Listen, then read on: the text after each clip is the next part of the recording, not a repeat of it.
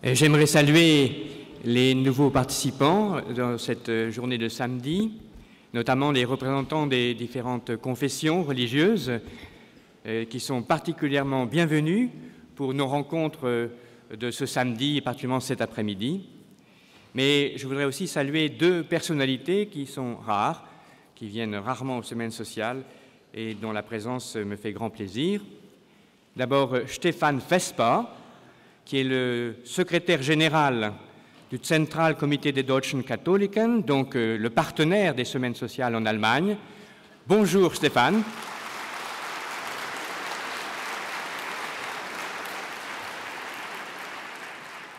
C'est d'autant plus méritoire à Stéphane de nous rejoindre que c'est aujourd'hui l'anniversaire, le 3 octobre, de la réunification allemande, et nous sommes de tout cœur avec lui.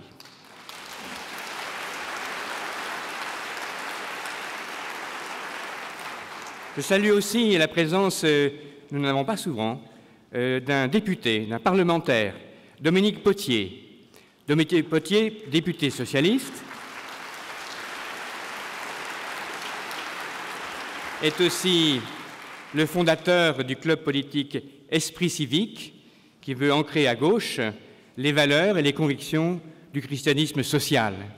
C'est pour moi l'occasion de saluer de nombreuses initiatives qui, à gauche, mais aussi au centre, à droite, je parle de sens commun, veulent faire revivre sous une forme nouvelle la richesse de l'inspiration du christianisme social dans la vie politique, et il y a du travail.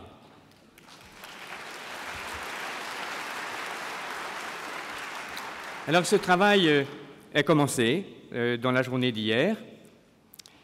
Religions et cultures, ressources pour imaginer le monde. Hier, la journée était consacrée à informer notre regard sur la mondialisation en partant de points de vue tantôt globaux, macro, comme ceux de Pascal Lamy, Jean-Michel Severino ou Patrick Vivray, ou de points de vue personnels, presque intimes, enracinés dans le témoignage au prisme de culture africaine, asiatique, latino-américaine. Une manière succincte de rendre compte de ces débats et de montrer comment ils nous introduisent à la journée d'aujourd'hui, et de rendre compte aussi de nos émotions, car elles ont été fréquentes, consiste à ramener de manière un peu réductrice, à les ramener aux deux grands messages qui nous ont été communiqués par le fil rouge théologique auquel Pierre-Yves Stucky faisait allusion, déroulé par Henri-Jérôme Gaget, le pasteur, le théologien, et Claire Sixte Gateuil, aussi théologienne, pasteur.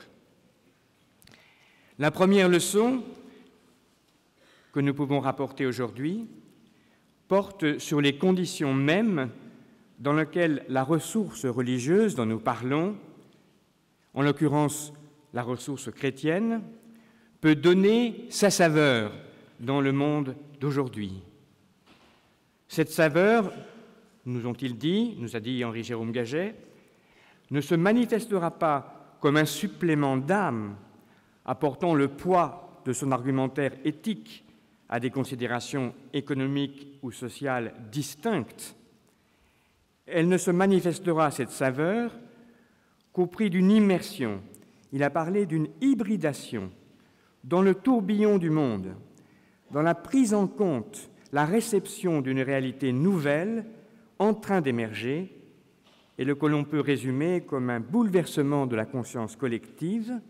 Cette terre, cette planète immuable qui nous portait, désormais dépendent de notre responsabilité collective, c'est nous qui devons les porter.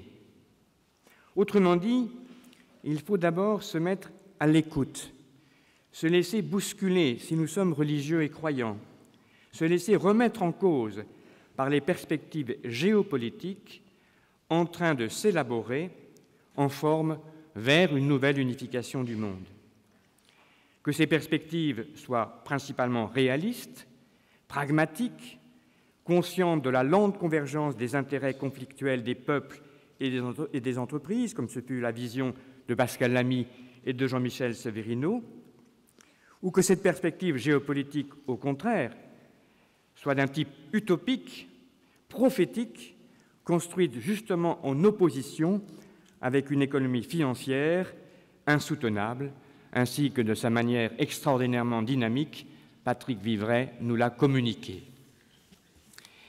Il nous faut donc en quelque sorte intérioriser, si nous voulons être pleinement religieux et croyants, pleinement chrétiens, ce que les uns et les autres nous ont dit, méditer ce qu'ils entendent par conversion politique, juridique, industrielle même, et religieuse, prendre conscience de la montée d'une forme de citoyenneté mondiale incarnée par l'appartenance à la planète, ainsi que le disait Patrick Vivray, de cette clameur venue d'alliances, de coalitions indistinctes, informelles, où sont des entreprises, mais aussi la société civile, et qui ont désormais retiré, comme le disait Jean-Michel Severino, retiré aux États le monopole de l'action collective.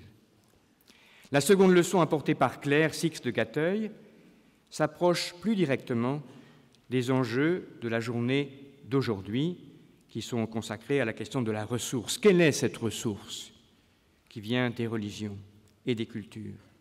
Quelle richesse peut provenir d'un regard chrétien en particulier? Cette richesse ne tient pas à une grille de lecture ou à des concepts originaux, mais plutôt à une double qualité dans la manière dont doit se former le regard, une double qualité du regard. Ce que Claire Six de Gateuil nomme d'abord une lucidité universaliste, consistant à voir dans la singularité de chaque culture, de chaque religion, une facette de l'universel ayant place dans la construction du bien commun. Ce qu'elle désigne aussi comme attention bienveillante et qui consiste préalablement à l'action d'aider, de secourir, à d'abord se tenir auprès, à être avec, à l'écoute de l'autre présence. On peut dire, en schématisant, que les divers témoignages, en schématisant beaucoup, que les divers témoignages qui nous ont été proposés par Fondatio et la DCC, la délégation catholique à la coopération, Antoine du Togo, Charles de Malaisie, Thomas, retour du Paraguay, Guillaume et Amandine de Madagascar, tous ces témoignages possédaient cette double qualité d'un regard qui est aussi, autant qu'un regard, une manière d'être, l'universalisme lucide, ouvert et non pas surplombant, la présence aimante qui fait voir avec le cœur. Voir avec le cœur, nous voir avec le cœur, ce fut, il faut lui rendre cet hommage, la magie de Pichi Banda que vous avez tous beaucoup aimé. Pour dire juste un mot de la soirée d'hier, après 8 heures, de 20h à 21h30, nous nous sommes retrouvés nombreux dans l'église de Saint-François-Xavier pour justement éprouver la qualité du regard chrétien face à ce que nous nommons crise, mais qui est sans doute durable, l'afflux des migrants, parmi eux des réfugiés ou des demandeurs d'asile. Juste 3 conclusions à vous rapporter de cette soirée. La première, issue de Clemens Ladenburger, justement un membre du ZDK, nous sommes certainement devant un changement durable en ce qui concerne les Européens, d'une ampleur aussi grande que celle qui a suivi la réunification allemande, le choc de la réunification et la chute du mur de Berlin. C'est ainsi qu'ils le conçoivent. Je crois que c'est ainsi qu'il faut le voir dans la durée, une mutation lourde, sensible et qui nécessite une préparation, une anticipation du régime migratoire en général des Européens. Face à ce changement durable, il y a des actions politiques à mener. Que ce soit au niveau européen, il faut changer une politique qui n'est pas capable de véritablement ouvrir d'autres voies que celles du refuge et de l'asile à une migration intelligente tenant compte des besoins économiques aussi, sociaux, des uns et des autres, pays de départ, pays d'accueil. Il faut en France avoir une manière de traiter les situations des déboutés qui soient effectivement, qui ne conduisent pas à une négation, à une irrégularité et qui proposent aussi une forme d'inclusion, une forme d'amitié. Ces changements politiques qui préparent l'avenir ne seront possibles ou ne sont concevables que s'il y a un engagement de la société qui conjure les peurs, et en l'occurrence un engagement chrétien. Aujourd'hui, se produit sans doute aussi un bouleversement du cœur. De nombreuses propositions sont faites par les associations qui sont sur ce terrain, mais leur originalité, c'est de désormais s'adresser à tout un chacun, de structurer, de donner un corps, en quelque sorte, à cette première disponibilité qui se manifeste dans l'opinion publique. Ici aussi, je crois, le regard et l'action des chrétiens seront indispensables. Et pour ceux qui pensent que cet exposé a déjà été trop long ou n'a pas été fidèle à ce qu'ils ont vécu hier, qui sont montés en eux une certaine colère, je rappellerai simplement ce que nous a dit Pete Chemanda, bas la terre. Donc on monte comme ça, on redescend, bas la terre, laissez la paix et la disponibilité vous pénétrer pour écouter les orateurs suivants. J'invite Bernard Perret à nous rejoindre.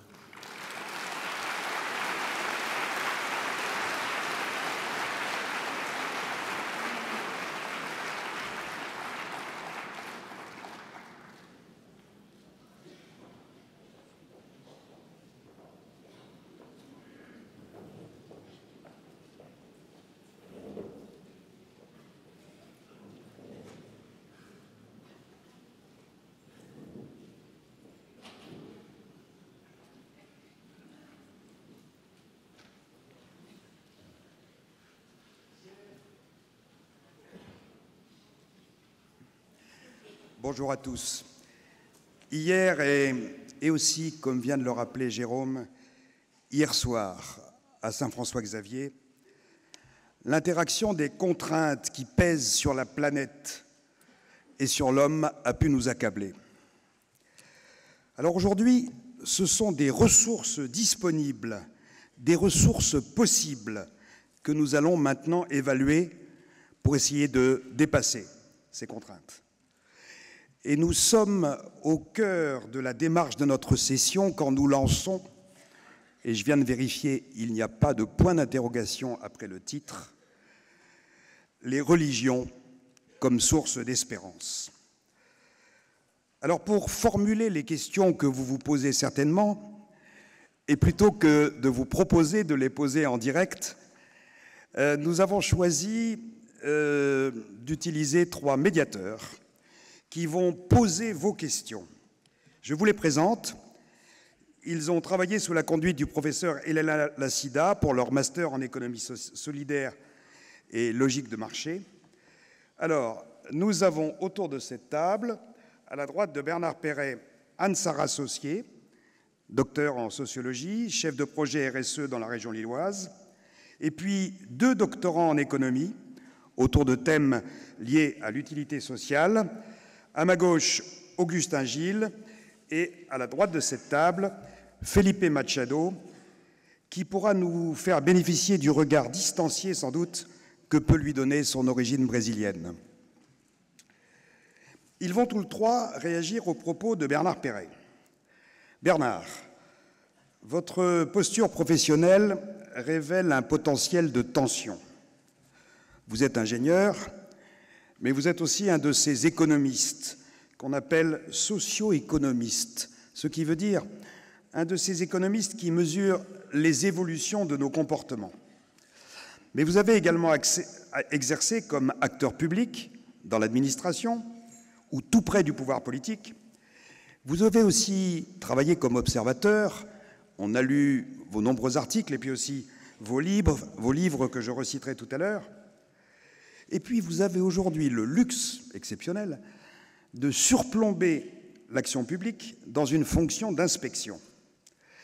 Et je crois que finalement, c'est cette variété de vos angles de vue sur le monde qui donne beaucoup de poids à vos analyses et à vos intuitions. Bernard Perret, c'est vous qui allez nourrir ce débat. Nous vous écoutons.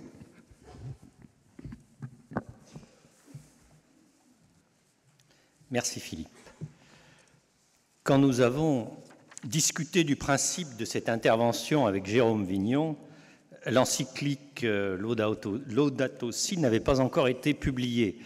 Bien entendu, nous pensions que ce serait un événement important, mais à vrai dire, nous ne pouvions pas vraiment deviner à quel point elle apporterait des éléments forts et substantiels à la question qui nous réunit ce matin. Cette question, c'est celle de la place de l'espérance religieuse dans un monde qui doit faire face à des défis sans précédent. Et ces défis, c'est notamment le défi du changement climatique, dont je parlerai à titre d'exemple un peu paradigmatique des questions que nous avons à affronter, mais bien sûr, ça n'est pas la seule. Alors, bien sûr, c'est un risque que je prends de m'exprimer sur des sujets largement traités dans l'encyclique. Je vais le faire, ma foi, en prenant tous mes risques, livrant mes réflexions personnelles, mais Dieu merci, elles recouperont souvent celles du pape. J'ajoute que, en écoutant Jérôme Vignon, j'ai constaté avec plaisir ce que j'ai à vous dire maintenant s'inscrit dans le droit fil de ce qui s'est dit hier. Donc, ce qui est quand même une bonne chose pour la compréhension de ce que j'ai à dire. Alors, commençons par le titre, « Les religions comme source d'espérance ». Au premier abord, ce titre peut s'entendre dans le registre bien connu, bien balisé du supplément d'âme. L'humanité serait confrontée à une situation difficile et angoissante, et pour y faire face, elle devrait faire appel aux religions pour se donner du cœur au ventre, en quelque sorte, pour se donner à la fois des repères moraux, un idéal susceptible d'inspirer des comportements vertueux, et enfin des motifs de consolation pour nous aider à traverser une mauvaise passe. C'est à des choses de ce genre que l'on pense quand on voit la religion convoquée par tel ou tel leader d'opinion à titre supplétif, comme on mobiliserait une source d'énergie cachée pour la mettre au service d'une idée préétablie du bien commun. Par exemple, le développement durable ou la transition écologique. Bien entendu, ce n'est pas comme cela que les choses peuvent se passer. Le sens porté par une tradition religieuse ne peut être vécu que pour lui-même et il échappe par nature à toute instrumentalisation. Cela étant reconnu, il n'est pas moins vrai que les traditions religieuses, mais aussi les idéaux politiques humanistes, socialistes ou autres, sont convoqués et mis à l'épreuve par la situation que connaît l'humanité. Comme je vais essayer de le montrer, les défis auxquels nous sommes confrontés nous placent en effet dans l'obligation de ressaisir, de réinventer le sens de l'aventure humaine et de ressaisir dans une nouvelle perspective le sens des traditions religieuses.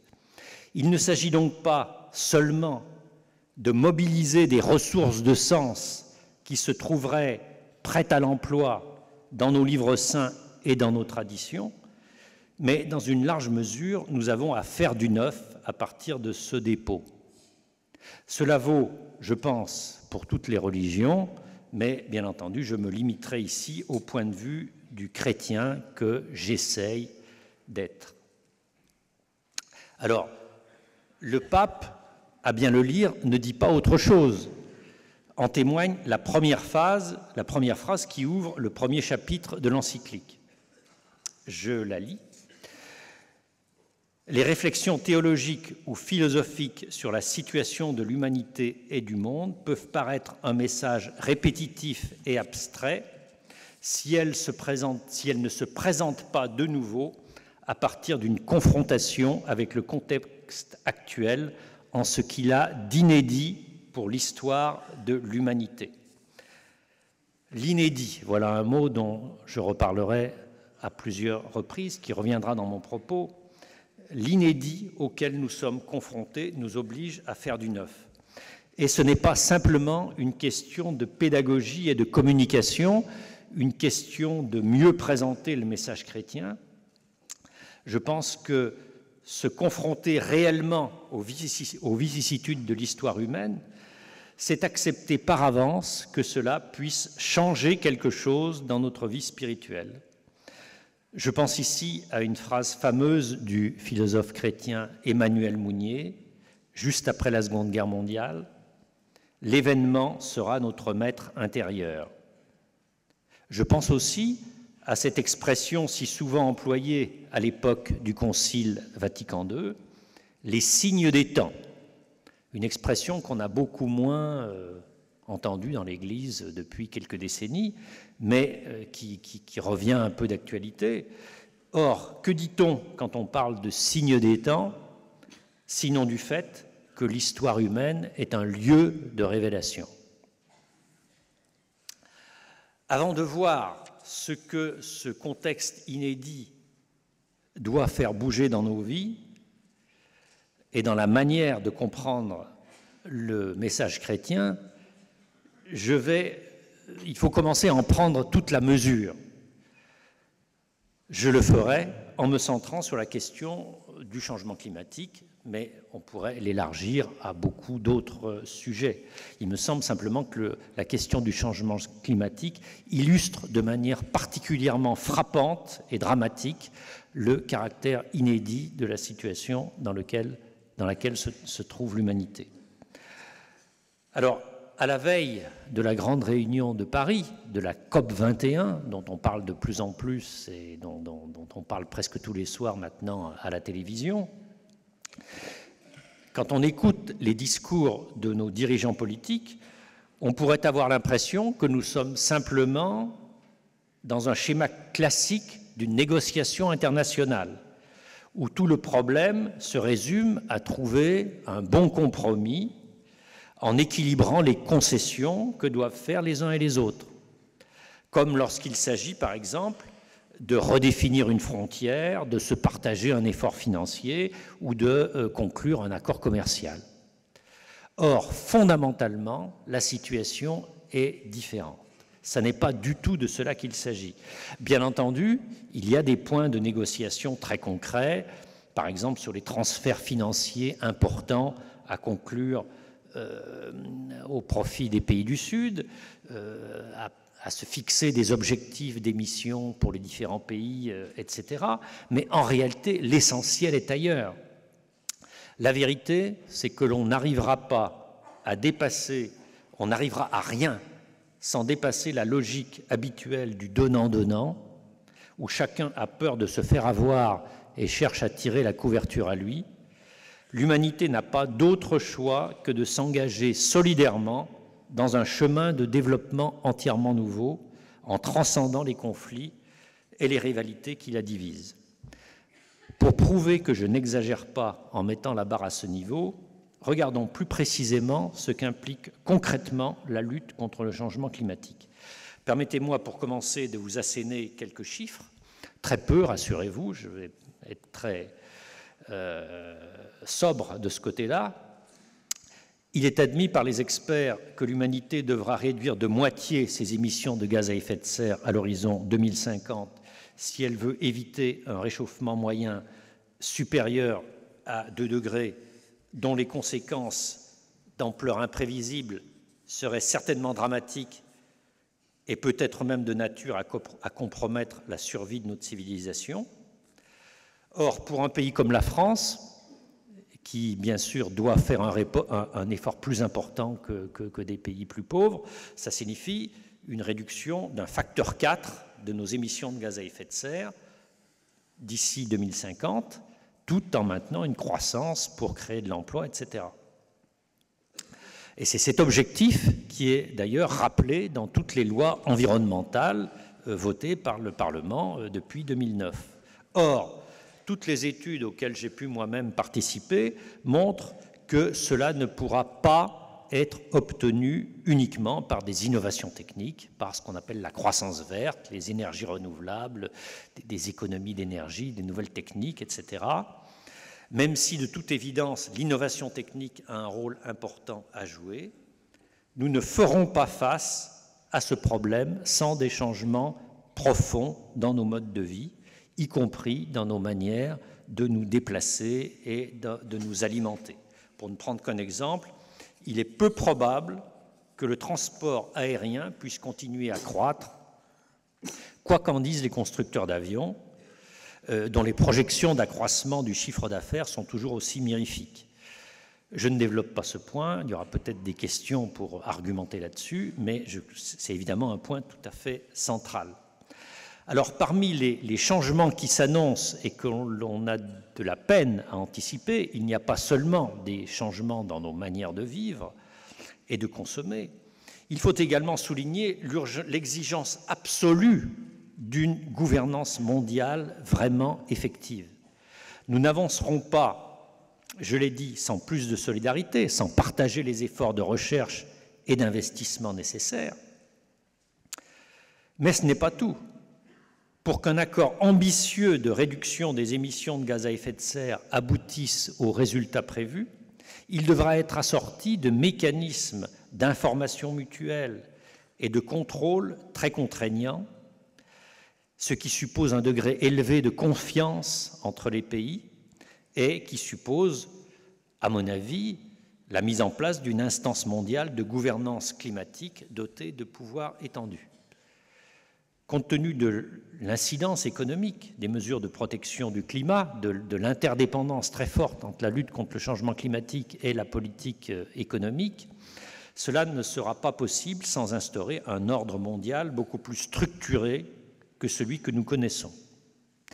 La guerre, de toute évidence, n'aura pas sa place dans un monde qui serait réellement mobilisé pour préserver les conditions physiques de sa survie.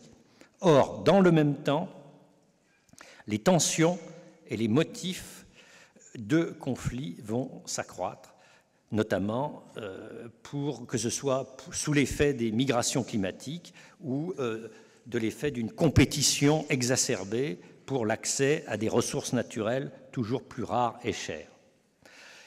Il me semble que nous sommes très loin d'avoir pris la mesure de ce que signifie l'impératif de vivre ensemble, pacifiquement, sur une planète aux ressources limitées, de ce qu'exige en termes de savoir-vivre ensemble l'obligation de partager et de gérer solidairement une maison commune, comme dit le pape, dont la fragilité commence tout juste à nous apparaître. Force est de reconnaître que nous sommes très mal préparés et très mal armés pour relever un tel défi. Je n'ignore pas, certes, que des millions de gens se mobilisent à travers le monde pour défendre l'environnement, pour faire des recherches sur les nouvelles techniques, pour se mettre au service d'un développement humain durable à tous les niveaux, dans les ONG, dans beaucoup d'autres lieux, y compris les centres de recherche ou les entreprises. Il ne manque pas, Dieu merci, d'engagement et d'action exemplaires. Cependant, force est de reconnaître que nous sommes loin du compte. En matière d'environnement, presque tous les clignotants sont au rouge. Dans une telle situation, il me semble que la première chose à faire, et qui à mon avis n'est pas faite, serait de reconnaître, de prendre toute la mesure de ce qui nous empêche réellement d'avancer. L'un de nos principaux problèmes, c'est que nous sommes drogués à la croissance économique. Une croissance qui, sous sa forme actuelle, est structurellement gourmande en énergie et destructrice de l'environnement. Si nous ne pouvons pas nous passer de la croissance, c'est d'abord, bien sûr, parce qu'elle nous apporte confort, bien-être, de nouveaux moyens de communiquer et de nous déplacer, et beaucoup d'autres choses foncièrement bonnes et agréables. Mais ce n'est pas tout. Si la croissance nous manque autant, c'est aussi et peut-être surtout parce qu'elle est nécessaire à l'équilibre social dans des sociétés fondées, comme la nôtre, sur un idéal de liberté et de prospérité partagée. La croissance permet en effet de créer du travail et des emplois, offrant ainsi à chacun des opportunités d'ascension sociale et d'émancipation, ça tout le monde le sait. Mais ce que l'on mesure peut-être moins, c'est que par-delà ces retombées sociales les plus tangibles, la croissance, c'est d'abord une huile dans les rouages de la vie collective. C'est comme un solvant qui dissout les contradictions sociales. Peut-être que l'une de ses fonctions les plus importantes est de contenir la violence, de permettre à la violence de s'exprimer de manière non sanglante, sous la forme d'une compétition généralisée dans laquelle nous sommes tous engagés d'une manière ou d'une autre. Si l'on suit les analyses lumineuses de René Girard, dont vous avez tous entendu parler, la compétition économique est en effet le moyen qu'ont inventé les sociétés modernes pour se protéger de leur violence interne en canalisant la rivalité mimétique vers l'enrichissement matériel. De fait, nos sociétés sont de plus en plus imprégnées de l'esprit de compétition. Compétition économique principalement, mais aussi compétition sportive, politique, etc. Ce n'est nullement un hasard si l'un des mots fétiches du débat public est le mot compétitivité. Permettez-moi une petite boutade. Quand on lit dans un journal, pas plus tard qu'hier soir, la FNAC convoite Darty, tout le monde considère que c'est un aspect normal de la vie économique. Maintenant, si on lisait Durand convoite la femme du voisin, ça serait nettement plus violent et ça ferait désordre. Tout ça pour illustrer le fait que nous sommes tellement immergés dans un monde où certaines formes de compétition et de violence sont considérées comme normales, y compris dans le sport d'ailleurs, quand on lit l'OM écrabouille le PSG ou je ne sais pas quoi, bon, c'est bien, c'est comme ça que ça doit se passer. Et pourtant, c'est bel et bien des formes de violence. Or, ce concept de compétition généralisée à tous les niveaux, entre les individus, les entreprises, les territoires et les pays, nous rend terriblement court-termistes, que ce soit en politique ou en économie. Nous sommes tous engagés dans des parties que nous devons absolument gagner très vite, sous peine d'être exclus du jeu. C'est cela, plus encore que le besoin de disposer de nouveaux besoins matériels, qui rend la croissance si nécessaire. L'accumulation sans limite de nouvelles richesses est en effet ce qui permet à la compétition sociale de rester un jeu à somme positive, un jeu où il y a au bout du compte plus de gagnants que de perdants.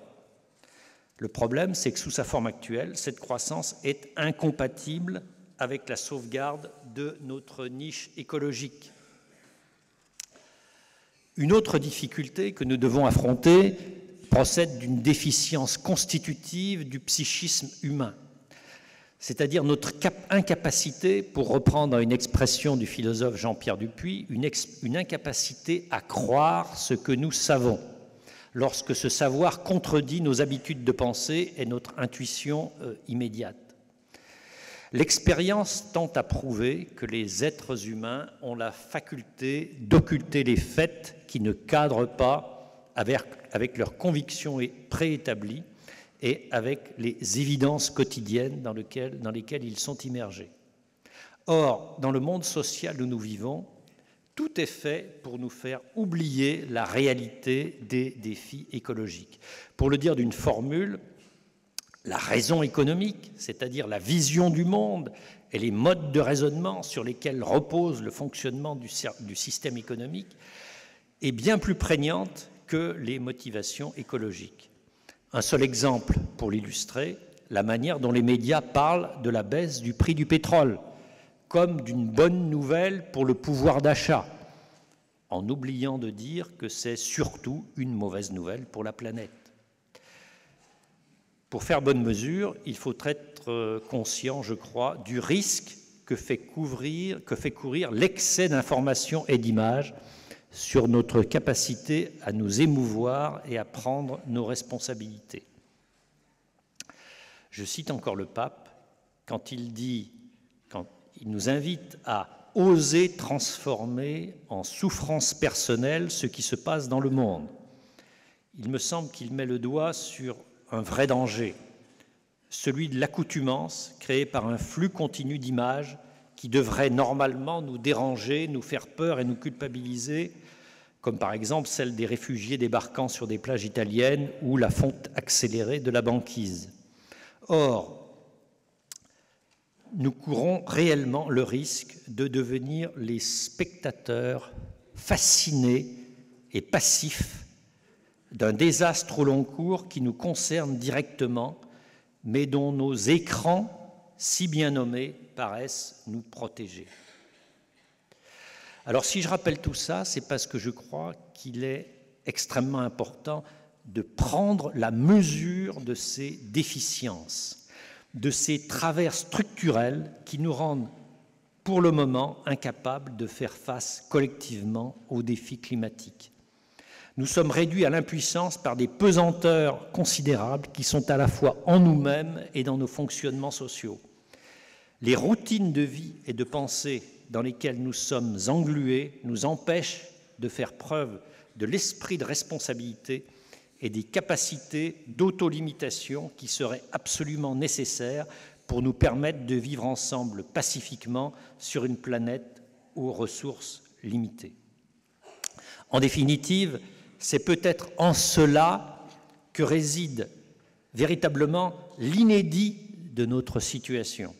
C'est le fait de ne plus pouvoir se fier à nos routines de vie et de pensée, le fait que certaines manières d'agir qui nous paraissent faire partie intégrante de notre mode de vie, par exemple prendre un grand bain d'eau chaude, manger de la viande rouge ou prendre l'avion pour partir en vacances, toutes ces choses sont devenues, à des degrés divers, problématiques. Et ça, nous avons évidemment beaucoup de mal à nous en pénétrer. Pour la première fois dans son histoire, l'humanité est confrontée à la nécessité de connaître et de contrôler les conséquences globales et à long terme des pratiques individuelles. Intégrer cette nécessité dans notre organisation et dans nos fonctionnements sociaux exige rien moins qu'un changement de civilisation, changement rapide de surcroît à échéance d'une génération. C'est à dessein que j'emploie ici le mot « civilisation » qui englobe tout à la fois les modes de vie, les techniques, l'organisation économique, politique et sociale, la culture et enfin le spirituel. Ce changement, les politiques se gardent bien de l'évoquer. Leur seul souci est de nous faire croire qu'ils ont les choses bien en main, que tout va se passer correctement, moyennant quelques efforts transitoires, et que nous pouvons les réélire en toute confiance. C'est le sens subliminal du mot « transition », qui évoque quelque chose comme un effort passager, un mauvais moment à passer. Je crois que si l'encyclique du pape a connu un tel écho, c'est qu'elle ose parler un autre langage. Le pape ne craint pas d'évoquer un changement global dont il souligne la dimension spirituelle, bien sûr, mais dont il ne cache pas non plus toutes les implications sociales, politiques et même culturelles, c'est-à-dire des changements qui considèrent notre intelligence, notre manière de comprendre le monde. Ce texte répond aux besoins d'une parole forte et crédible qui ose dire la gravité de la situation et les exigences qu'elle comporte. Paroles dont les hommes politiques se montrent le plus souvent incapables. D'où ces commentaires que j'ai entendus cet été au cours d'un colloque dans la bouche de personnes fort éloignées de la religion. Voilà ce que j'aurais aimé entendre dans la bouche d'un homme politique. Il s'avère désormais que cette parole ne pouvait venir que de l'Église. Le choc de la finitude du monde fait en effet apparaître au grand jour la nécessité d'une conscience planétaire que l'Église a vocation d'incarner plus que toute autre institution. Alors pour qualifier ce changement aux multiples facettes, le pape n'hésite pas à parler de conversion. J'adresse une invitation urgente à un nouveau dialogue sur la façon dont nous construisons l'avenir de la planète. Nous avons besoin d'une conversion qui nous unisse tous. En employant le mot « conversion », le pape vise-t-il seulement à convertir ses lecteurs à la foi chrétienne? Leur demande-t-il de se faire baptiser? De toute évidence, non, même si l'invitation à découvrir le message chrétien n'est pas absente, bien sûr. Il me semble que le pape déploie une pédagogie de transformation politique, spirituelle, dont les ressorts sont spirituels, mais pas uniquement confessionnels. Et les chrétiens, d'ailleurs, sont eux-mêmes appelés à opérer cette conversion écologique, en commençant par se réapproprier un aspect trop souvent négligé de leur tradition, à savoir l'affirmation de l'éminente dignité de la création. Alors cette conversion se décline d'abord dans le registre de l'éthique, Elle implique une nouvelle lecture de nos devoirs, l'accent traditionnellement mis sur la solidarité sociale n'étant rien affaibli, mais il se conjugue avec une affirmation plus claire de nos devoirs vis-à-vis des générations futures, avec le vivant non humain et finalement avec la création tout entière. En établissant ainsi un lien étroit entre nos différents devoirs, sans rien lâcher sur l'éminente dignité de l'homme, le pape écarte au passage de dérives, de manière fautive et dangereuse de convoquer le religieux face à la crise écologique. La première, c'est le providentialisme. Dieu veille sur sa création, c'est lui qui décidera quand ce monde doit prendre fin et nous n'y pouvons rien. C'est à peu près ce que l'on entend dans la bouche de certains milieux protestants aux États-Unis. Et il y avait encore un reportage sur ce sujet aujourd'hui à la télévision. La seconde dérive, c'est ce qu'on appelle parfois l'écologie profonde, qui prend la forme d'une quasi-divinisation de la nature et qui a pour corollaire un anti-humanisme parfois ouvertement assumé, notamment dans certains milieux écologistes américains. Pour faire court, si l'homme détruit la nature, alors c'est l'homme qui devra être éliminé. Je n'insiste pas, mais il faut rendre cet hommage au pape d'avoir tenu fermement une ligne qui écarte ces deux dérives. Alors, et l'espérance dans tout ça, qui est le sujet principal donc de cette matinée, eh bien, il me semble qu'il faut se demander si, dans la logique même de l'encyclique, l'appel à la conversion écologique peut contourner la question de l'espérance. Il me semble en effet que d'un simple point de vue pragmatique, on peut observer que la conscience d'avoir des obligations donne rarement une énergie suffisante pour agir vigoureusement dans la durée. L'être humain est ainsi fait qu'il a besoin d'énergie, de motivation positive et d'une vision mobilisatrice de l'avenir. Alors l'encyclique rappelle fortement nos devoirs vis-à-vis de l'avenir. Le message du pape, il faut le souligner, est très proche du principe responsabilité du philosophe allemand Hans Jonas. Agis de telle sorte que les effets de ton action soient compatibles avec la permanence d'une vie authentiquement humaine sur la Terre. Mais quelle que soit sa force d'évidence, ce principe a peu de poids sur les comportements si les motivations manquent. Il faut oser se poser cette question radicale. Pourquoi l'être humain aurait-il besoin de l'avenir? Et la question n'est pas de pure rhétorique. Quand on discute lucidement, honnêtement avec certaines personnes, on voit que la tentation du nihilisme est très présente aujourd'hui dans notre société. La tentation du désespoir ou tout simplement du cynisme existe bel et bien. Après moi le déluge. Et il y a fort à parier que cette tentation va devenir plus prégnante dans les années qui viennent. Alors le nihilisme prend parfois la forme plus subtile du catastrophisme. De toute façon, c'est trop tard, nous n'échapperons pas aux catastrophes et rien ne pourra changer tant qu'elles n'auront pas eu lieu. Alors attention, le catastrophisme est une notion complexe qui recouvre tout un ensemble d'attitudes et il ne faut pas tout mettre dans le même sac. Et d'ailleurs, le pape lui-même évoque les catastrophes. Je le cite, « Les prévisions catastrophistes ne peuvent plus être considérées avec mépris ni ironie. Nous pourrions laisser trop de décombres, de déserts et de saleté aux prochaines générations. » Le philosophe Jean-Pierre Dupuy a développé l'idée très paradoxale que le seul moyen d'éviter les catastrophes consiste à les considérer comme quasi certaines. C'est ce qu'il appelle le catastrophisme éclairé. Mais il me semble, quoi qu'il en soit des raisons que nous avons d'évoquer les catastrophes, que le catastrophisme comporte un risque. Ce risque, c'est d'être le paravent de la résignation et du nihilisme. De toute façon, tout est foutu et nos propres actions ne peuvent rien par rapport à tout ce qui est en train de se passer. Alors une première réponse à cette tentation nihiliste tient au fait simplement que nous sommes vitalement solidaires de nos enfants et de nos petits-enfants, par simple continuité. Nous nous pensons assez naturellement comme les membres d'une humanité en devenir.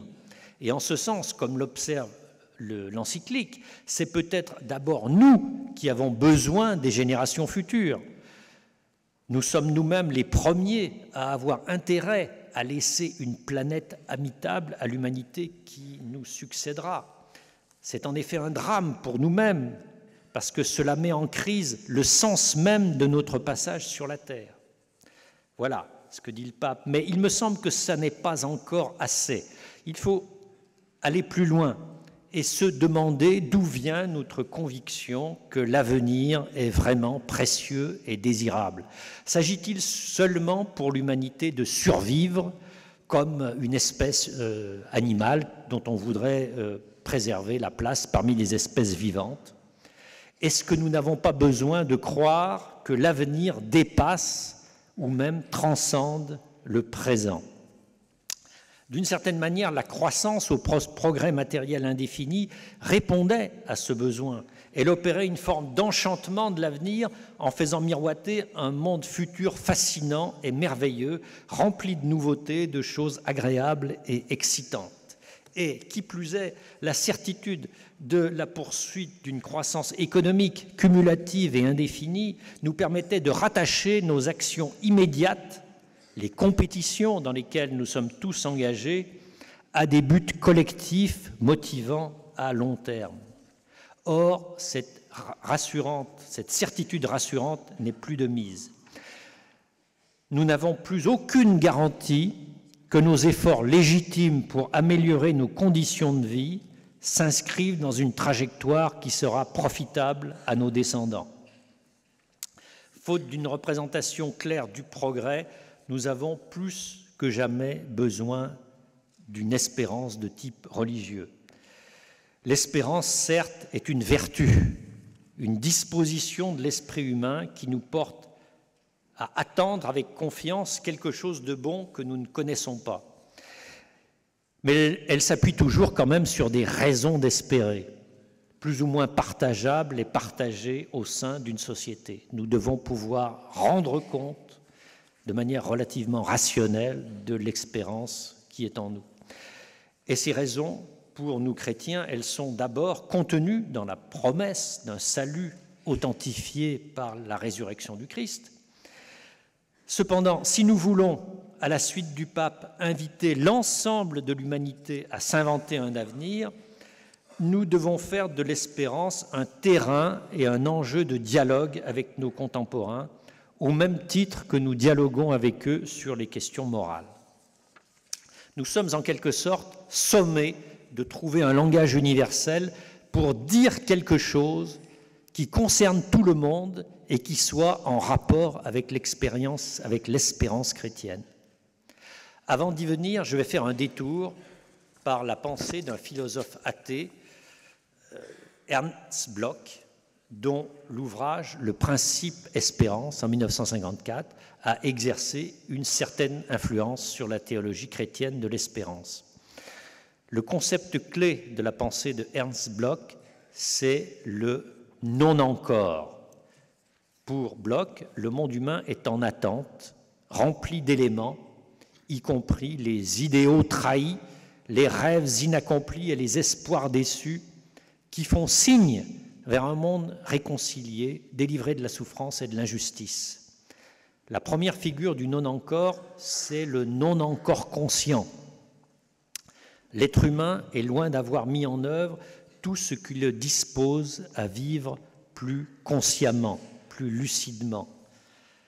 Et à cette latence de la conscience humaine correspondent, sur le plan pratique, le non-encore devenu de l'histoire et le non-encore manifesté dans le monde, c'est-à-dire toutes les possibilités entrevues dans l'ordre des actions humaines et de leurs effets sur le monde. Alors Bloch reste un utopiste imprégné de marxisme et son espérance s'appuie sur les promesses tangibles que l'histoire devra tôt ou tard accomplir, et elle se fonde aussi sur la conviction que l'homme est capable, par lui-même d'accomplir les promesses qui sont en lui. Or, dans la situation où nous sommes, il est plus difficile de croire que l'homme est suffisamment sage pour réaliser son accomplissement par lui-même. Cependant, je crois possible de sauver cette catégorie du non encore en la dégageant de son fond d'utopie. Du point de vue chrétien, tous les non encore de Bloch peuvent trouver un prolongement et leur véritable condition de possibilité dans le non encore révélé mis en avant par le théologien allemand Jürgen Moltmann, d'ailleurs en écho direct à Bloch. Pour Moltmann, et je le cite, « La révélation apportée par les apparitions du Christ ressuscité n'est pas seulement cachée, elle doit être également qualifiée d'inachevée et référée à une réalité qui n'est pas encore là. C'est quelque chose qui est encore en suspens, qui ne s'est pas encore produit, qui n'est pas encore apparu, mais qui est promis et garanti dans sa résurrection. » Pour Moltmann, cette espérance chrétienne, elle est fondée par la résurrection du Christ, qui opère une rupture radicale dans notre vision du monde, sans rapport avec une compréhension rationnelle de la réalité. Nous sommes en raison incapables de nous représenter ce qui n'est pas encore là, et donc incapables d'espérer si nous ne sommes pas chrétiens. C'est bien sûr sur ce point qu'il se sépare de Bloch et qu'il critique sa prétention à fonder l'espérance sur des potentialités de l'être humain. Alors, mon point de vue personnel, c'est que tout en partageant cette critique de l'optimisme marxisme, il me semble que l'espérance, si on la définit comme l'attente confiante d'un événement porteur de sens, peut trouver au moins des points d'ancrage dans l'espérance humaine ordinaire, dans la mesure où elle prolonge ce que l'on pourrait appeler notre expérience du sens. En effet, c'est un fait sur lequel je vous invite à réfléchir. Ce qui compte le plus dans nos vies résulte de circonstances improbables, à commencer par l'événement originaire et singulier de notre naissance. Notre propre naissance constitue pour nous un événement bouleversant et incompréhensible, rebelle à toute rationalisation. À travers cet exemple simple, nous pouvons commencer à prendre conscience du fait que nous sommes dans une situation de radicale dépendance vis-à-vis de ce qui donne du sens à notre vie. En d'autres termes, nous vivons sous le régime de l'événement porteur de sens. Ce qui a le plus d'importance, ce qui change la donne, une rencontre amoureuse ou amicale, un sermon particulièrement inspirant, une œuvre d'art, une lecture, une découverte scientifique, un événement de conversion, bien sûr, tout cela relève de l'imprévisible, voire même de l'inconcevable. Nous pouvons tous le constater, quels que soient les aléas de nos existences. Ce qui nous est arrivé de plus important et de plus signifiant ne pouvait être anticipé. Et c'est souvent à la lumière de cet imprévisible que nous relisons notre existence. Cela vaut bien sûr pour nous, mais cela vaut aussi à l'échelle de l'humanité. L'histoire humaine est radicalement événementielle. Les plus grandes choses, les plus belles réussites de la civilisation dépendent d'initiatives individuelles que personne ne pouvait anticiper, que l'on pense seulement à Jeanne d'Arc ou à Charles de Gaulle. Et c'est à partir de ces faits imprévisibles que le sens de l'histoire nous apparaît de manière rétrospective. Méditant en 1798 sur la Révolution française, le philosophe Emmanuel Kant notait « Un tel phénomène dans l'histoire de l'humanité ne s'oublie plus parce qu'il a révélé dans la nature humaine une disposition et une faculté pour le mieux telle qu'aucune politique n'aurait pu, avec toute sa subtilité, la dégager de la marche des événements jusqu'à ce jour. » Alors, bien sûr, je ne veux pas dire que la Révolution française a été quelque chose de totalement positif, ce n'est pas la question. Ce que souligne Kant, c'est qu'elle a révélé des choses qui, en l'homme, des formes d'action humaine que l'histoire antérieure ne permettait absolument pas d'anticiper. Donc, l'expérience humaine et l'événement porteur de sens sont des structures mêmes de notre existence et des structures mêmes de l'histoire humaine. Or, il me semble que c'est l'un des schèmes fondamentaux de la tradition judéo-chrétienne. Et en fait, c'est l'idée même de révélation. Le sens, c'est-à-dire ce qui compte vraiment, ce qui mérite qu'on se mette en marche, nous arrive comme à l'improviste. Dieu est présenté comme celui qui fait toute chose nouvelle, c'est-à-dire bien sûr une bonne nouvelle qui nous est annoncée. C'est bien sûr une bonne nouvelle qui nous est annoncée. Son sens ne se réduit pas au contenu d'un livre, mais il se révèle à travers des événements imprévisibles, parfois inconcevables, le plus souvent des rencontres inattendues, dont l'Ancien et le Nouveau Testament fournissent maints exemples. La naissance et la résurrection du Christ, qui sont les deux grandes fêtes du christianisme, sont les moments clés de cette révélation. Et ce sont bien sûr des figures de la naissance. Pour nous chrétiens, elles marquent des ruptures dans la marche du temps, des césures séparant un avant et un après. Et ce n'est pas pour rien que la naissance du Christ marque le début d'une nouvelle ère. Mais on trouve beaucoup d'autres exemples de ruptures événementielles dans les évangiles. Pour les gens qu'ils rencontrent, le Christ se manifeste par des actes et des paroles inouïs, sans précédent. Les miracles sont bien sûr l'archétype de l'événement qui crée une rupture dans l'ordre normal des choses, mais on pourrait en dire autant du pardon, puisque le Christ lui-même établit un parallèle entre le pouvoir de faire des miracles et le pouvoir de pardonner. Alors tout ceci, c'est des choses qui nous appartiennent en propre en tant que chrétiens, mais ce que j'ai voulu essayer de dire, c'est que d'une certaine manière, elles ne nous appartiennent pas en propre, parce qu'elles font partie de la structure de l'existence humaine, de la manière dont les êtres humains trouvent du sens dans leur vie et dont nous découvrons comment l'histoire semble avoir un sens, semble produire des points de vue nouveaux à partir duquel l'histoire antérieure semble être comme une préparation, comme quelque chose qui emmène dans une certaine direction. Alors tout ça n'est absolument pas une preuve, mais c'est, on pourrait dire, une pédagogie, une heuristique que nous pouvons essayer de partager. Voilà donc ce que nous devrions peut-être, en plus de problématiques de devoir, d'éthique, à partager, à discuter avec nos contemporains, voilà peut-être ce que nous devrions essayer de partager.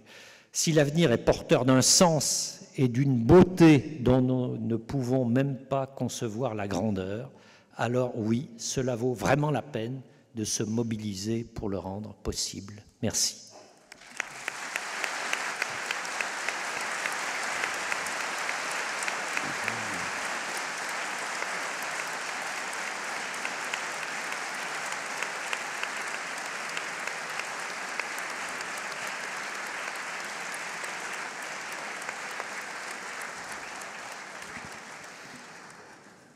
Merci Bernard.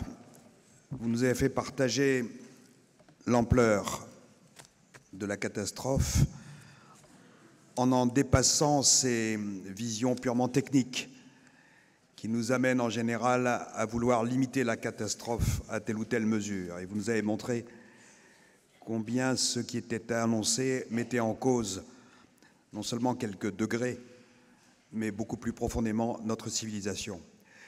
Mais surtout, vous avez fait quelque chose de beaucoup plus étonnant. C'est votre appel au dialogue sur l'espérance.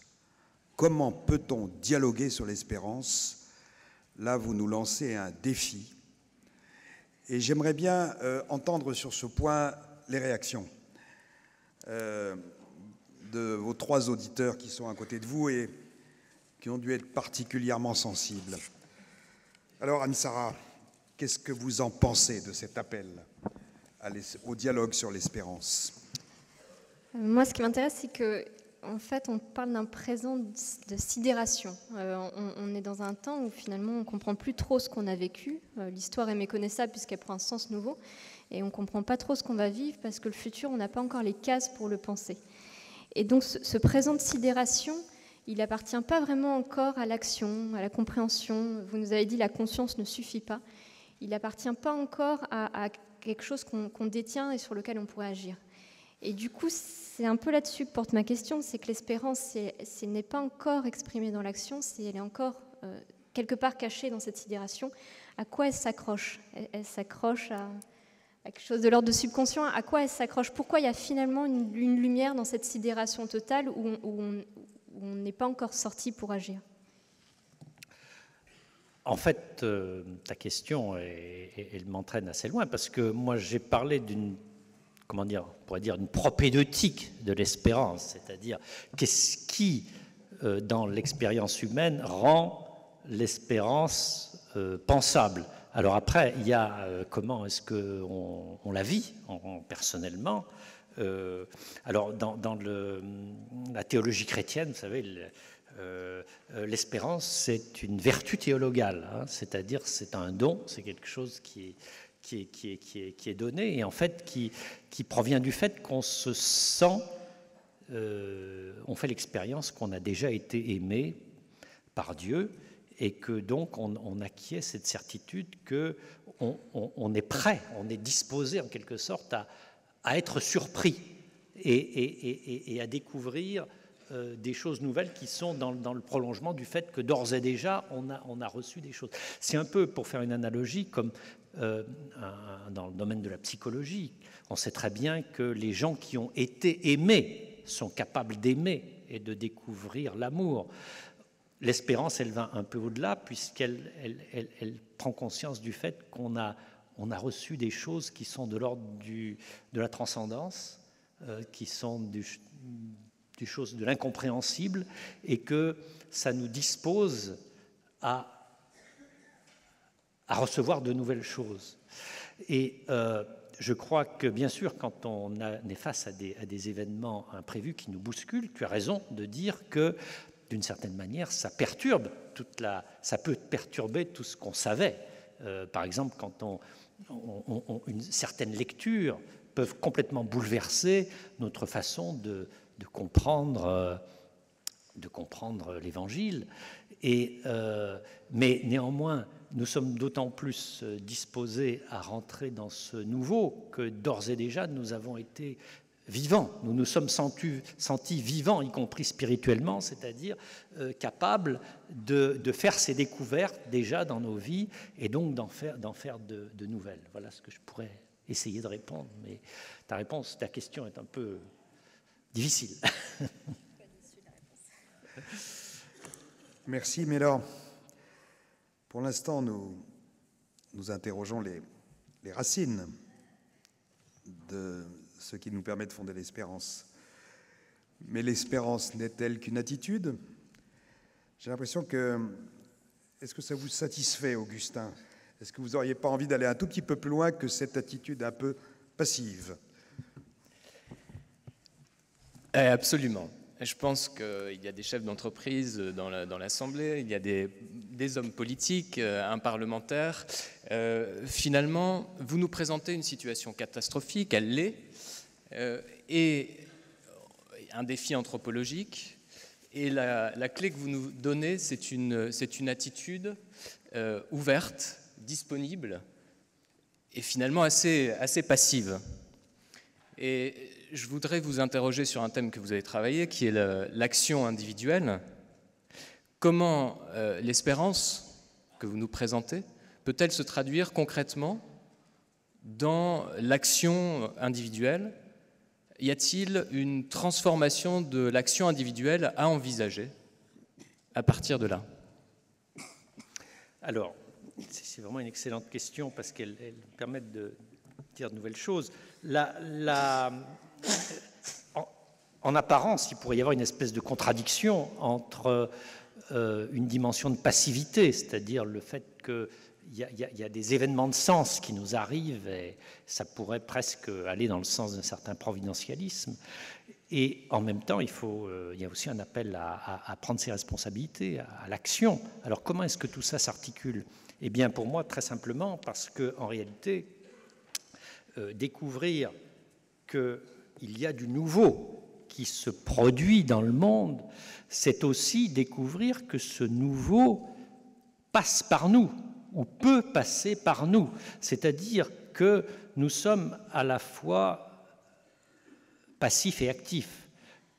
C'est tout le thème de l'inspiration dans la théologie, c'est-à-dire qu'il y a des choses qui s'imposent à nous, mais en même temps, elles nous traversent.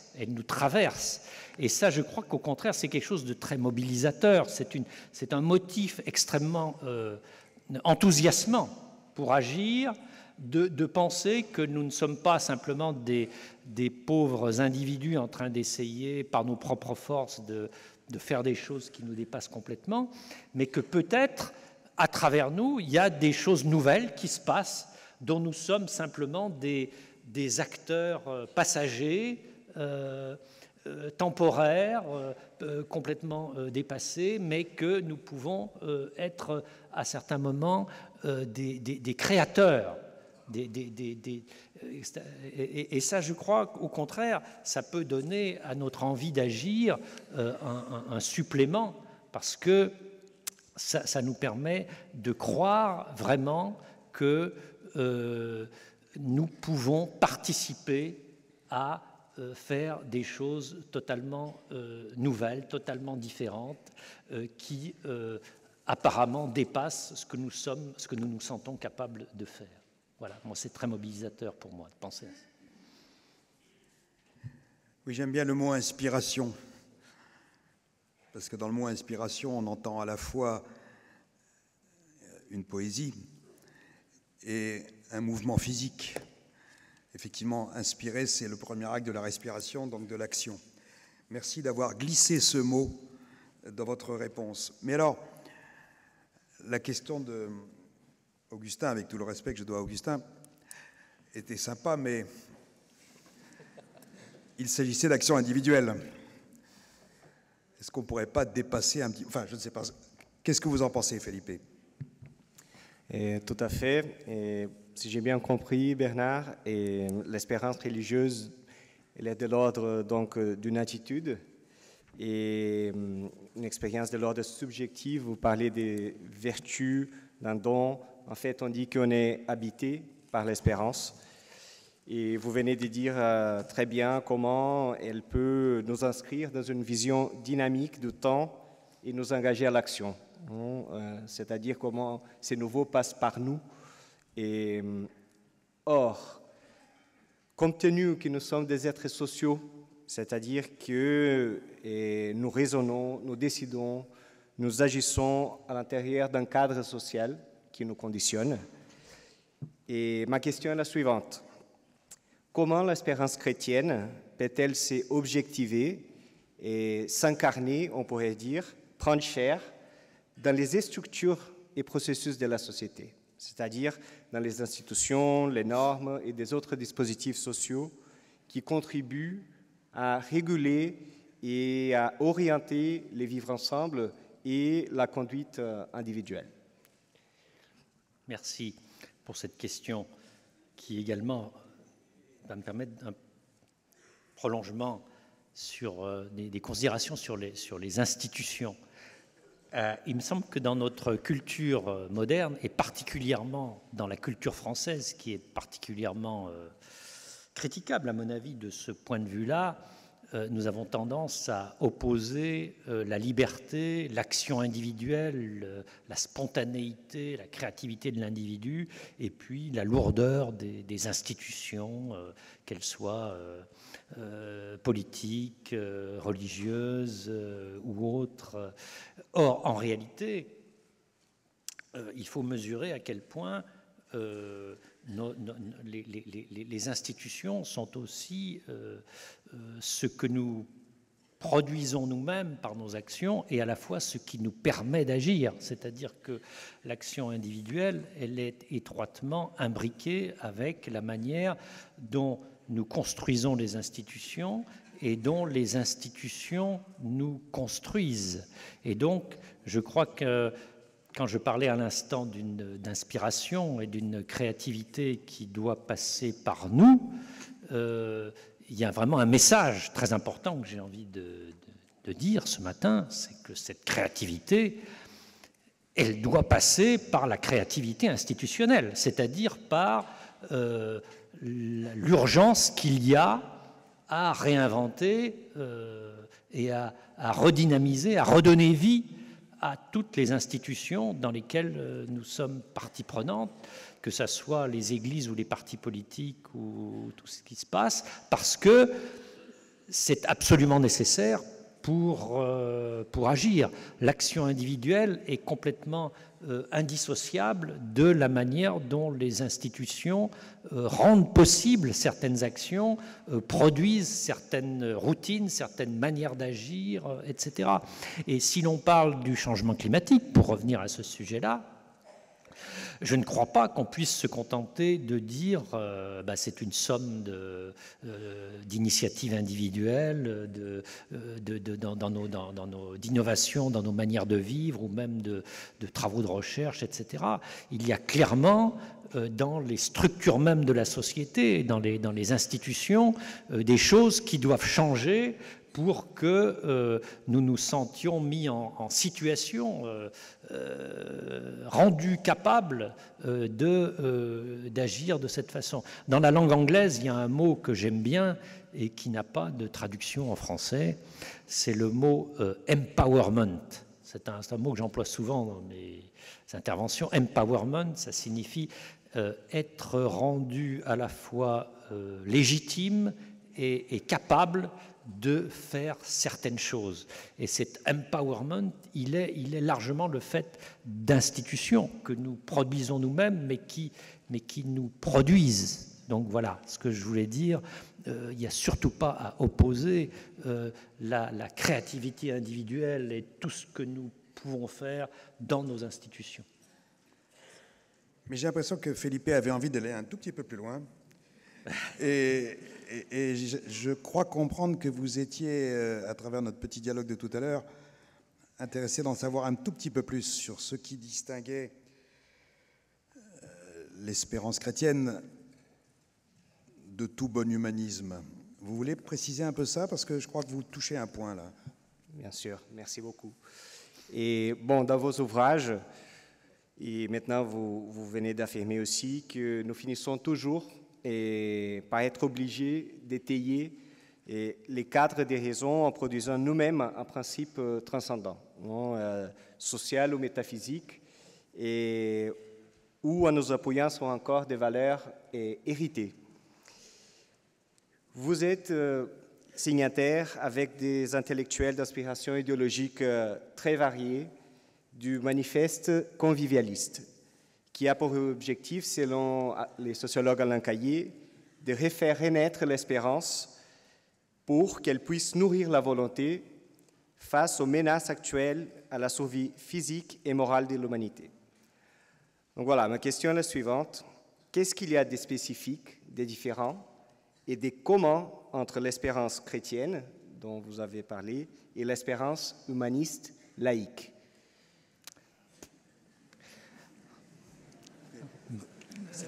Pas facile. J'espère que c'est la dernière, parce que oui. Là, vous mettez quand même la barre assez haut. Hein. Bon.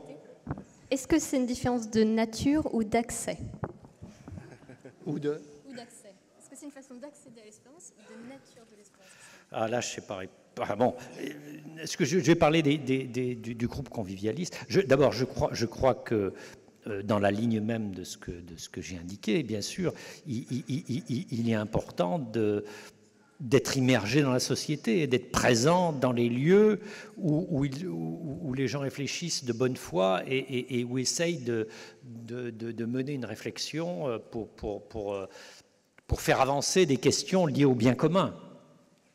Et ce qui me rattache à ce groupe convivialiste, qui est très divers, et il y a des tas de gens avec qui je ne suis pas du tout d'accord sur certaines questions, on est vraiment divers. Ce qui nous relie, et je crois que là c'est Alain Caillé qui est le porteur de ce groupe, qui porte ça très fortement, c'est cette idée qu'aujourd'hui, on ne doit plus rester dans nos identités préétablies, mais on doit entrer dans des formes de dialogue qui sont un peu, qui ouvrent le champ et qui essaye de se poser la question du vivre ensemble de manière nouvelle, sans préjugés, en regardant de façon aussi large que possible et aussi honnête que possible quels sont aujourd'hui les problèmes qui se posent si on veut définir des règles en termes de vivre ensemble. Et toute cette réflexion sur la convivialité, avec toutes ces limites, parce que c'est... sûrement trouver des tas de limites dans cette réflexion.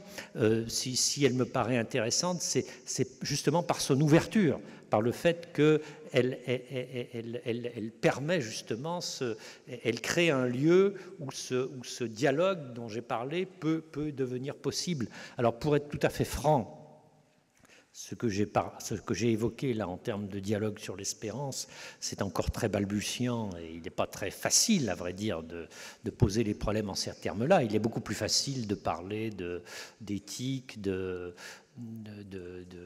d'enjeux politiques, de droits de l'homme ou de développement durable, etc.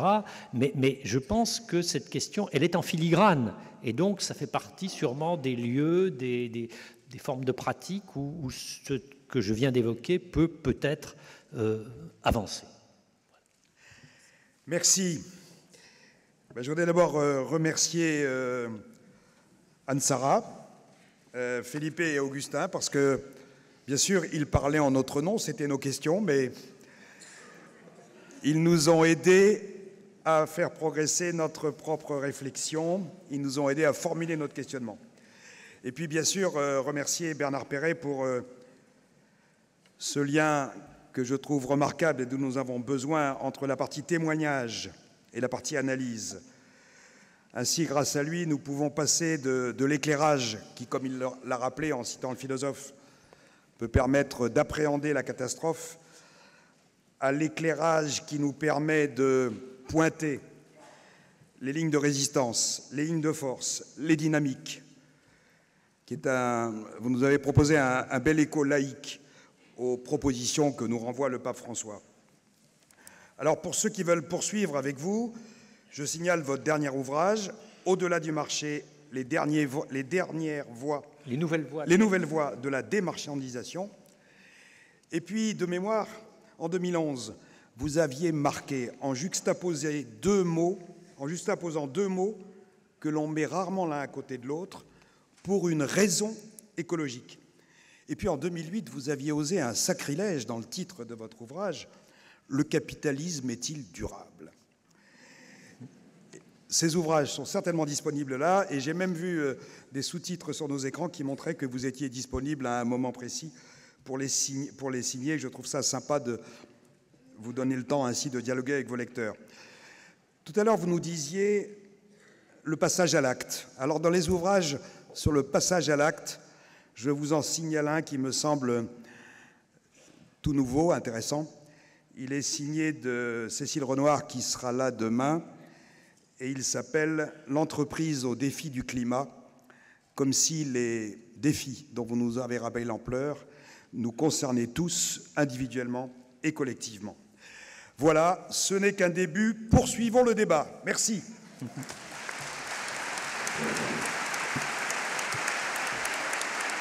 Impeccable.